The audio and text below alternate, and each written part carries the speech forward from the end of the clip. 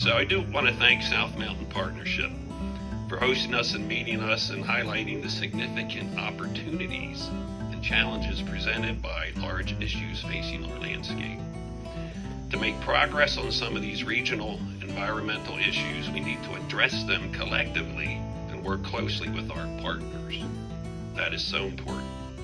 Okay? So, changing climate is a multiplier of existing risks and threats for our communities in the South Mountain region. It also presents opportunities to make strides towards a sustainable future.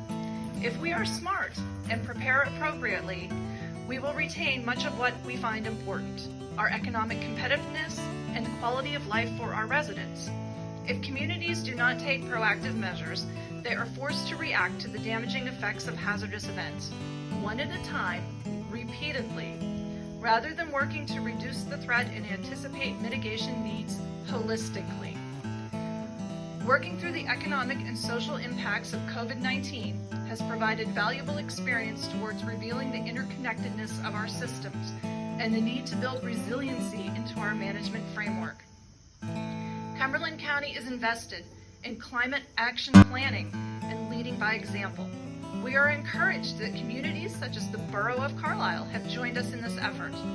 We are already doing a lot in terms of energy efficiency improvements and preparedness for hazard mitigation and infrastructure preservation.